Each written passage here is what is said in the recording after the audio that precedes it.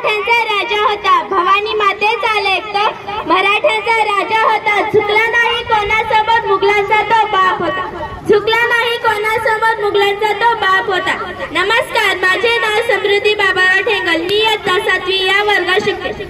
आई जिजाऊंचे पुत्र, हिंदवी स्वराज्य संस्थापक राजाधिराज महाराज छत्रपती शिवाजी महाराज यांना माझा मानाचा मुजरा, माझा मानाचा मुजरा.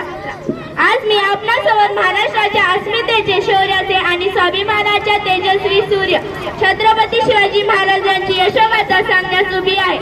घासल्याशिवाय धार नाही तलवारीच्या पातीला, घासल्याशिवाय धार तलवारीच्या पातीला. शिवरायांसारखे दैवत लाभले महाराष्ट्राच्या मातीला, शिवरायांसारखे दैवत लाभले महाराष्ट्राच्या मातीला.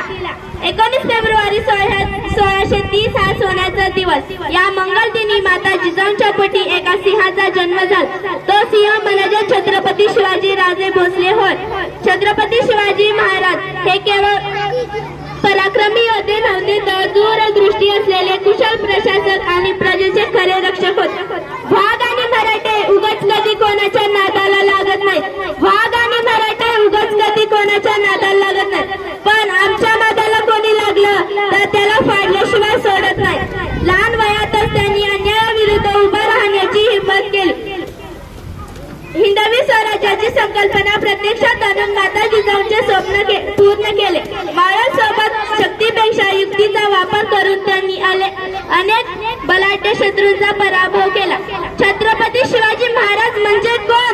छत्तीस हत्तीचे बळ असणारे, त्रस्त मुघलांना करणारे, परत न फिरणारे, तिन्ही जग जाणारे, शिस्तप्रिय वाणिज्य ते जिजाऊंचे पुत्र, महाराष्ट्राची शान, हार न मानणारे, राज्याचे हितचिंत, जनतेचा राजा, असे आहेत आमचे छत्रपती शिवाजी राजे.